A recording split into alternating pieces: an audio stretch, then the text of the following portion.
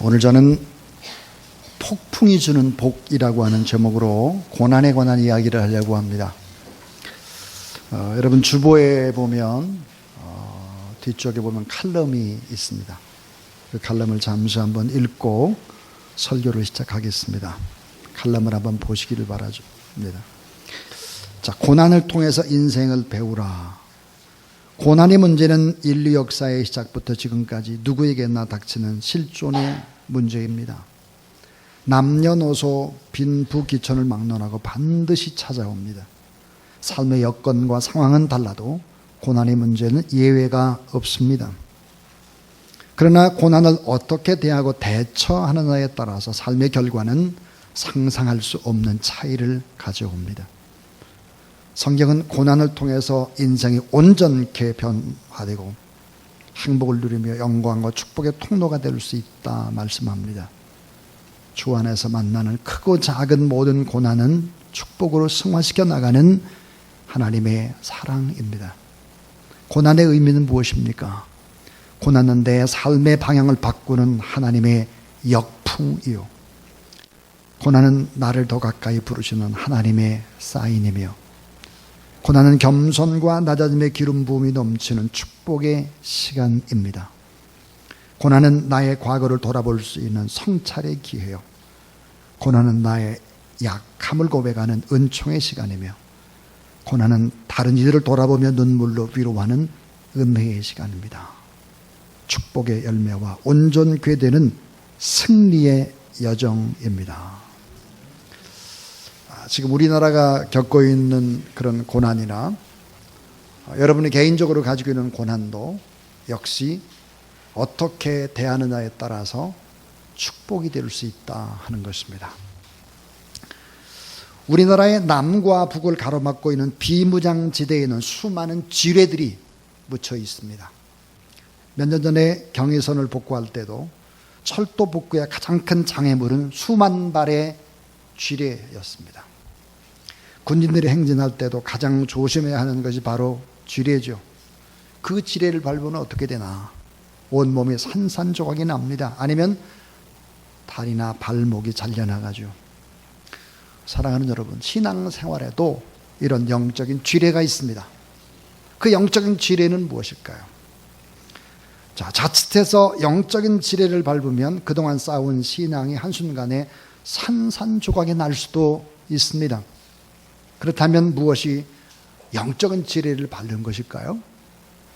하나님의 뜻을 알면서도 그 뜻에 순종하지 않고 계속해서 도망치면서 바로 지뢰를 밟는 것이죠. 하나님의 뜻대로 살지 않는 것입니다. 자, 이 시대가 다 어려운 시대다. 누구나 다 압니다. 그런데 이 어려운 시대에 어떻게 살아야 될까? 하나님 앞에 자꾸 세상 사람과 똑같이 나가게 되면 지뢰를 밟는 것입니다.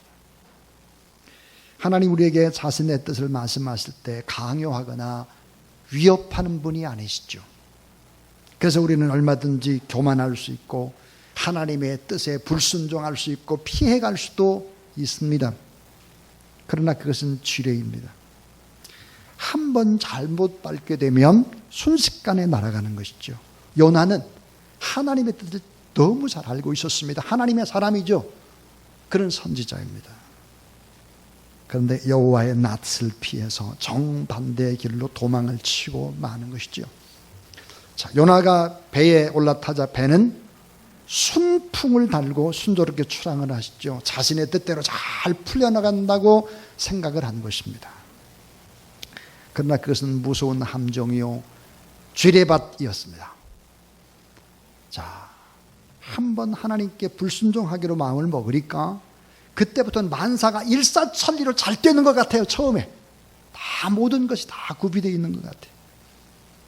자, 문제는 그것이 내리막길이라고 하는 것을 잘 모릅니다. 그때 당시는 몰라요. 시간이 한참 지나가 봐야 이게 잘못된 선택이었구나, 이걸 알게 되는 것이죠. 요나는 여호와 하나님이 가나안 땅에서 말씀하시고 가나안에 있으면 하나님의 손에서 벗어나기가 어렵겠구나 판단을 하고 도망을 치는 것이죠. 그러니까 이스라엘 지역 밖으로 가는 것이죠. 핸드폰으로 말하면 난청 지역으로 도피를 한 것입니다. 너무나 의도적입니다. 성경 요나서 1장 3절에 보니까 배에 올랐더라 그랬어요. 배에 올랐더라. 자, 이런 표현을 쓰고 있는데 원어에 보면 배에 올랐더라가 아니라 배에 내려갔다라고 되어 있습니다. 요나가 하나님의 말씀을 거역하면서부터 계속해서 내리막으로 갑니다. 여러분, 밑으로 내리막으로 곤두박질을 칠 때 다시스까지 가는 뱃삭은 결코 싸지 않았습니다. 자, 요나는 죄를 짓기 위해서 비싼 대가를 지불하죠. 계속.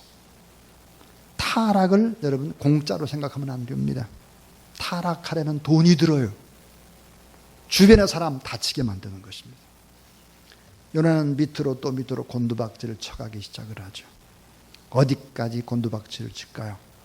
차가운 지중해 밑바닥 그곳까지, 큰 물고기 뱃속까지 내려가는 것입니다. 현대인의 비극이 뭘까요? 현대인의 비극은 겁이 없다는 것입니다.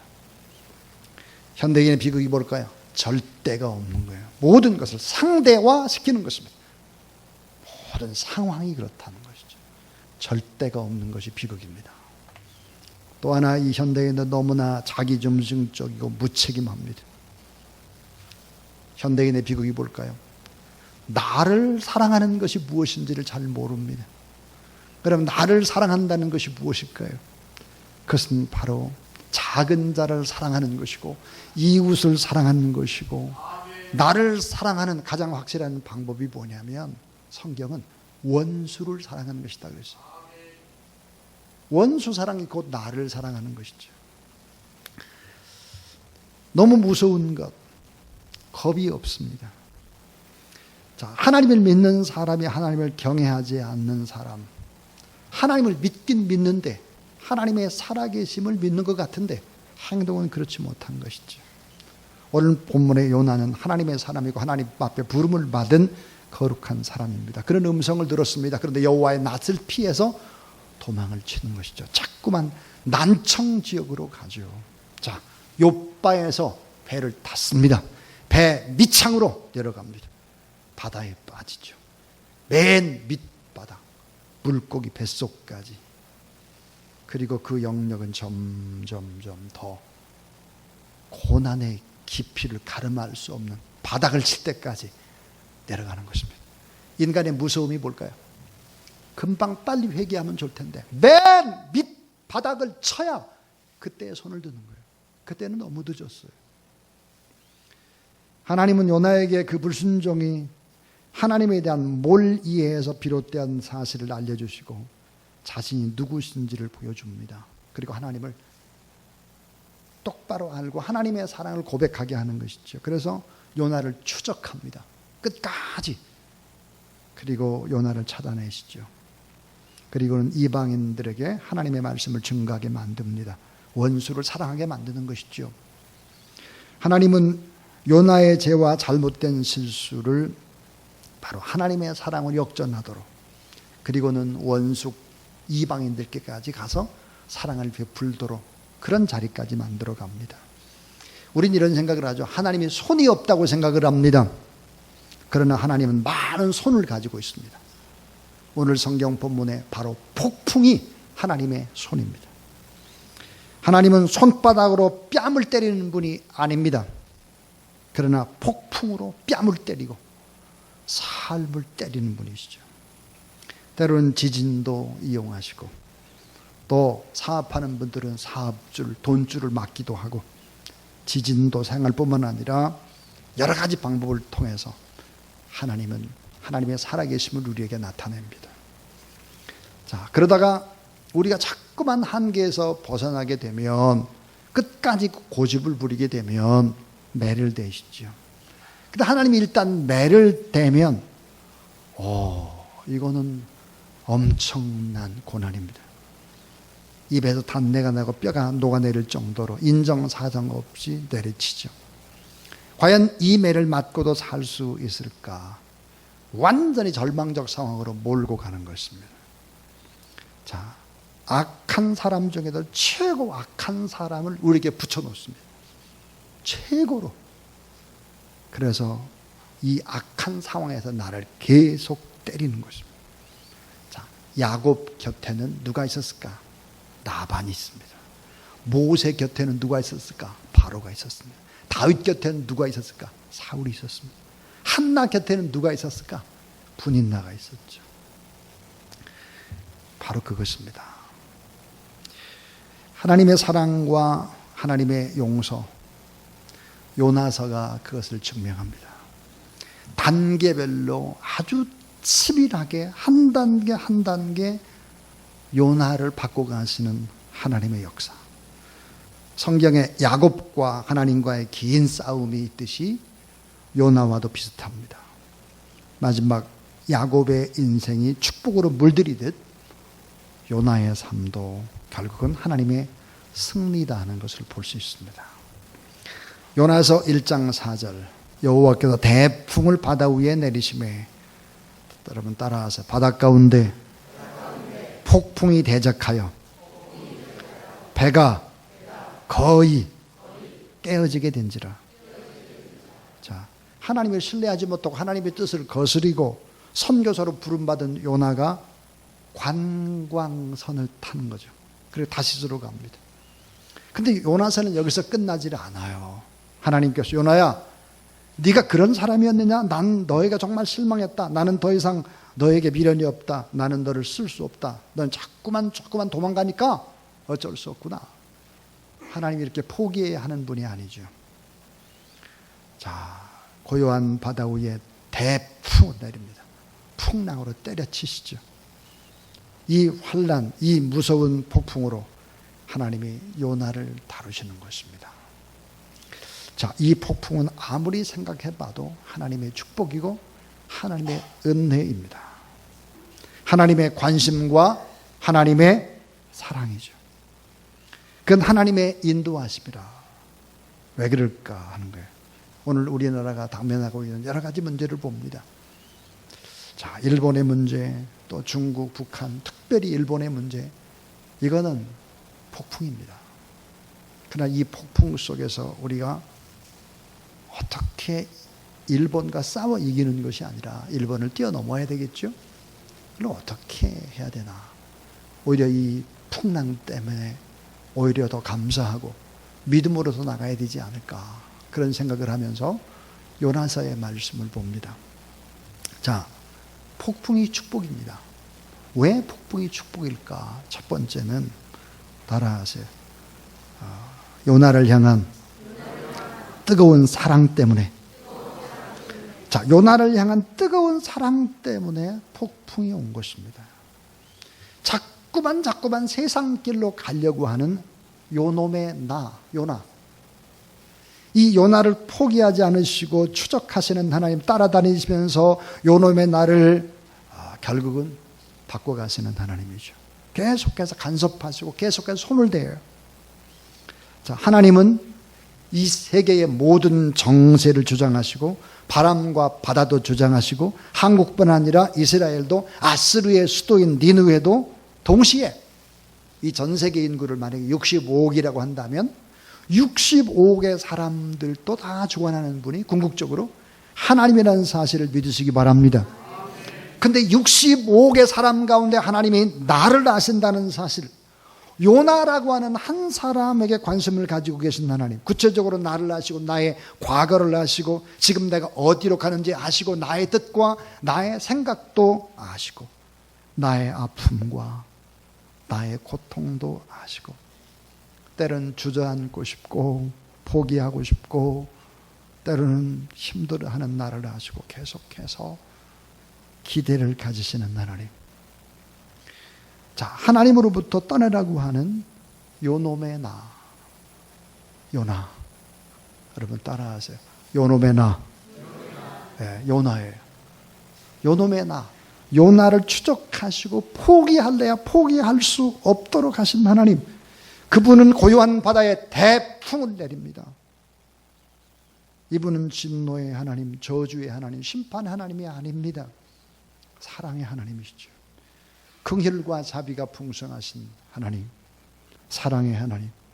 그러므로 이 폭풍은 하나님의 은혜고 폭풍은 하나님 앞에 축복이 된다 하는 거죠. 자, 4절에 보니까 폭풍이 대적하여 따라하세요. 거의 깨어지게 된지라. 다 깨지지 않는다는 거예요. 거의 깨어지게 된지라. 고난이 축복이라는 거예요. 이 폭풍이 축복이라는 거예요. 두 번째, 왜 폭풍이 축복일까 하는 거예요. 왜? 이 폭풍은 자, 다시 깨달을 기회를 주시는 축복입니다. 다시 깨달을 기회를 줘요. 아, 우리가 이랬구나. 내가 이렇게 살면 안 되는구나. 이걸 다시 깨닫게 하는 기회. 그래서 결국은 단계별로 깨닫지 못할 때 그 단계가 하나, 둘, 셋, 넷. 그 단계를 다 가지고 계시죠. 몇 해 전에 한 장로님으로부터 간증을 들었습니다. 방직 공장을 하셨는데요.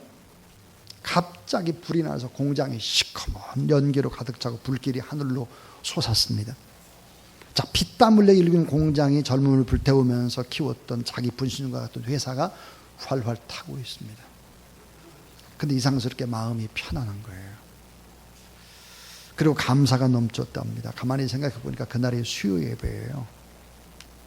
공장은 타는데 수요 예배에 와서 기도 순서였습니다. 그래서 수요 예배에 참석해서 하나님 앞에 많은 회개 기도를 했다고 합니다. 너무 바빠서 주일날도 가끔씩 빼먹고 참 나쁜 짓도 하고 교회 일보다 주님의 일보다 더 세상 일이 좋았고 가정보다는 회사 일이 더 바빴고 하나님의 말씀과 빗나갔던 자신의 과거를 돌아보면서 회개하고 하나님께 감사드렸다 그래요. 그 뒤로 어떻게 됐을까? 믿음 생활도 잘하고 회사도 이전보다 훨씬 더 좋아져서 지금은 선교하는 도구를 쓰임을 받고 있다 그랬습니다. 그러면서 하는 말이 방직 공장 그때 참 불 잘 났습니다. 깨달을 기회, 깨달을 기회. 하나님께서는 택한 백성들 깨우시는데 단계별 도구가 있어요. 단계별 작전이 있었습니다. 오늘 본문에 어떤 단계별로 요나를 깨닫게 했을까 하는 거예요. 그 첫 번째 작전이 풍랑이라고 그랬습니다. 풍랑을 통해서 자, 깨우치셨다. 이 풍랑이란 뭡니까? 환경이 주는 고난입니다. 환경. 자연을 도구로도 사용하는 것이죠. 원래 요나라고 하는 이름은 비둘기라는 뜻입니다. 아름다운 평화와 그 아름다운 소식을 전하는 사람이라는 뜻이죠. 그래서 하나님의 말씀을 전파하도록 부름받은 사람이면서 요나는 하나님의 음성을 들을 수 있는 열린 귀와 영성을 가진 사람. 그런데 자꾸만 하나님의 뜻과는 전혀 다른 반대의 길로 가고 있는 것이죠. 그때 바로 대풍을 내리셨다 그랬어요. 여러분, 하나님의 백성 앞에 우연은 없습니다. 예수 그리스도를 믿고 그 다음에 만나는 고난은 모두 다 축복인 것을 믿으시기 바랍니다. 자연의 문제는 뭘까? 자연의 문제는 인간의 문제. 재해의 문제는 뭘까? 인간의 죄의 문제라는 거예요. 이게 성경의 일관된 사상이죠. 여러분, 왜 북한이 남한과 그렇게 차이가 날까? 같은 땅덩어리인데 북한은 왜 홍수와 흉년이 겹치고 가난 속에 허덕이는데 왜 남한은 계속해서 풍년일까 하는 것입니다. 제가 북한을 가보면서 너무너무 밤잠을 지르지 못했던 아픔에 그런 고통이 있었습니다. 그게 뭐냐면 자, 피골이 상접한 아이들이 있어요. 눈이 이렇고 머리에 보니까 이렇게 막 버듬 같은 것들이 있고 그래요. 그런데도 이 사람들이 우리는 행복하다고 노래를 부르는 걸 북한 아이들이 피골이 상접한 아이들이 숙소로 돌아와서 잠을 잘 수가 없어서 너무 불쌍해서 자기들이 행복이래. 이것은 특별한 땅이래. 얼마나 여러분 어리석은 일입니까? 자, 환경의 고난, 자연의 문제, 이런 문제는 바로 폭풍을 통해서 때리시는 하나님의 방법이죠. 자, 그 다음에 제2단계가 있습니다. 그건 뭘까요? 불신자를 통해서 믿는 자를 깨우치는 거예요. 불신자를 통해서. 오늘 본문에 우리는 꼭 기억해야 될 것이 있습니다. 요나 한 사람 때문에 그 배에 탔던 모든 하나님을 믿지 않는 불신자들이 고통을 받는 것입니다. 우리 교회가 교회답지 못할 때 어떤 일이 벌어질까? 이 세상이 어려워지는 거예요. 하나님의 사람이 하나님의 사람답게 살지 못할 때 우리는 점점점 주변에 안 믿는 사람들이 고통을 받게 되는 것이죠. 5절에 이랬습니다. 사공이 두려워하여 각각 자기의 신을 부르고 또 배를 가볍게 하라고 그 가운데 물건을 바다에 던지더라. 그러나 요나는 배 밑층으로 내려가서 누워 깊이 잠든지라 그랬습니다. 자, 태풍을 만나자 사공들은 두려워하고 막 자기의 신들을 부르고 난리가 났죠. 휘몰아치는 무서운 폭풍, 곧 파선들 같은 배 갑판에서 자기의 신들을 부리고 난리가 났습니다. 그런데 보니까 요나는 배 밑창에 가서 잠을 자고 있죠. 6절에 보니까 선장이 나아가서 그에게 이르되 따라하세요. 자는 자여 어찌미뇨 일어나서 네 하나님께 구하라. 이 얘기는 안 믿는 사람이 하는 얘기예요. 무슨 말이? 아니 이렇게 나라와 민족이 어려운데 당신이 크리스찬으로서 어떻게 잠만 자고 있느냐? 지금 이렇게 살면 안 될 사람들이 아니냐? 교회가. 교인들이 왜 이러냐? 누가 하느냐? 불신자들이 이런 소리 한다는 거예요. 불신자들이. 당신 예수 그리스도를 그렇게 믿어도 되겠어? 자, 똑바로 믿어야지. 이런 걸. 잠자는 요나, 선장의 말에도 꼼짝하지 않아요. 자, 양심이 마비된 채 불순종의 잠을 자고 있죠. 거짓 평안함 속에 쏟고 있는 것이죠. 거짓된 안식, 거짓된 위안을 누리면서 그 배에 탄 많은 사람들에게 피해를 주고 있다. 누가? 요나가. 오늘 저는 이 말씀을 준비하다 그런 생각이 들었습니다. 한국 교회가 한국 교회 본연의 일을 하지 못하니까 이런 일들이 온 것이 아니냐. 예수 그리스도를 믿는 사람들이 바르게 살지 못하니까 하나님께서 우리를 흔들어 깨우고 결국은 새롭게 하려고 하는 거 아니겠는가. 또 하나의 하나님의 전략이 있습니다. 그 전략은 직접 경고하는 방법이죠. 제비뽑기입니다. 자, 제비를 뽑아가지고 딱 걸리죠. 요나가 딱 걸리는 것입니다. 하나님의 방법이죠. 하나님은 요나라는 사람은 깨우치기 위해서 어떻게 하나요? 폭풍도 사용하시고 자연환경도 사공도 사용하시고 선장도 사용하시고 그리고 안 될 때는 하나님이 직접 개입을 하셨다 하는 거예요. 우리 나태해서는 안 됩니다. 저는 종종 나태해지려고 하는 저의 모습을 봅니다. 자꾸 좀 너무 피곤하다. 좀 쉬고 싶다. 이렇게도 되지 않을까. 이런 생각을 할 때가 저도 종종 있습니다. 근데 하나님은 저를 깨웁니다. 흔들어서. 어떻게 흔들어 깨우느냐. 야, 한번 생각해보라. 저의 아버지가 일본의 북해도로 징용으로 끌려갔습니다. 저희 아버지가. 탄광에서 많이 고생을 하시고 함께 갔던 분들도 돌아가시고 저의 아버님이 가장 마지막까지 85세까지 사셨는데 제가 저의 아버님이 살아가는 모습을 제 눈으로 지켜보았습니다. 봄이 되면 저의 아버지가 봄 나기가 너무 힘든 거예요. 계속해서 기침을 하는 것이죠. 탄광에서 규폐증, 진폐증이 있어서 그런지 몰라도 계속해서 기침을 하셨습니다. 저희 아버지가 그랬습니다. 그 모습을 보고 쭉 자라난 제 모습이 참 저의 아버님을 생각해 봅니다. 저희 교회가 맨 처음에 개척을 했을 때 처음 한 것이 뭘까? 방글라데시에 선교사로 보내는 것이고 그 다음 일본에 선교사로 보내는 것이었습니다. 일본의 도쿄에 홈리스 피플들, 집이 없는 사람들, 그런 사람들을 먹이고 입히는 일들을 저희가 했었죠. 일본, 저의 고모하고 고모부가 일본에 일찍이 제1리 보러 가셔서 고생을 너무 많이 하셨습니다. 어렸을 때부터 편지를 받으면서 일본에 관한 생각. 아버님이 그러셨고 저의 사촌 형이 1968년도에 일본으로 들어가셨어요. 그래서 일본에서 일본 아내를 만났습니다. 그러니까 일본에 대해 잘 아는 사람입니다, 제가. 그러면서 요즘에 일본을 바라보는 시각이 참 마음이 제가 아픕니다. 너무 많이 아픕니다. 저는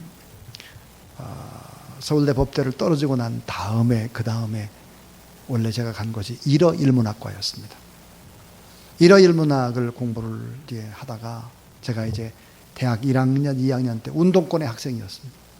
그래서 일본에 관한 것이 너무 싫어서 영어 영모로 바꿔버렸습니다. 그래서 일본에 관한 제 마음에 쌓여있는 것들이 참 많은데 그것을 이제 신학을 하고 목사가 되고 난 다음에 일본을 더 사랑해야지, 복음을 증거해야지 이렇게 바꾼 거죠. 그래서 제가 좀 힘들어지고 어려워지고 게으르고 나태할 때 주님이 저를 일깨우십니다. 그렇게 살아서는 안 된다라고 하는 것이죠. 자, 우리는 종종 하나님이 우리를 깨우시는 소리를 들어야 합니다. 요나는 그 소리를 듣지 않았습니다. 맨 밑바닥까지 갈 때까지 꿈쩍하지 않았어요. 자, 하나님이 직접 개입을 하셨죠. 제비뽑기입니다. 그래서 어떻게 됐을까요? 마지막 세 번째는 자, 요나에게 바른 신앙을 고백해 하는 하나님의 축복이 임합니다. 자, 요나가 이제는 안 되겠다. 살아계신 하나님을 보고 만나고 바른 신앙을 고백하는 것이죠. 9절에 보니까 그가 대답하되 나는 히브리 사람이요 바다와 육지를 주신 하나님 또 여호와를 경외하는 자로다 그랬습니다. 요나는 자기가 누구인지 자기 정체성을 잊어버렸다가 다시 깨닫기 시작을 했습니다. 그래서 11절에 보면 바다가 더 흉흉한지라 무리가 그에게 이르되 자, 점점점 흉흉해지니까 결국은 어때요? 두 손을 들게 되는 것입니다. 무서운 인간의 모습을 봅니다. 도무지 꿈쩍하지 않고 자, 집요한 모습. 그러나 하나님은 더 무서운 사랑의 하나님이시죠. 결국은 고난이 없이는 변화되지 않는 모습을 보는 것이죠. 오늘 우리는 깨어있지 못하는 요나의 모습과 요나를 사랑하기 때문에 포기하지 않으시고 추적하시는 하나님의 은혜를 생각했습니다. 풍랑을 준비하시고 배를 준비하시고 사강을 통해서 말씀하시고 선장을 통해서 말씀하시고 이 하나님은 어떤 분일까? 나중에 보니까 물고기도 준비하시죠. 또 나중에는 박농굴까지 준비하십니다. 사랑하는 여러분, 오늘 이 시대가 어려운 시대라면 요나처럼 끝까지 가지 말고 먼저 깨어 하나님 앞에 기도하고 내가 누구인지를 생각해 보시고 하나님 앞에 부르짖어 기도하는 저와 여러분 우리 모두 다 될 수 있기를 주님의 이름으로 축원합니다.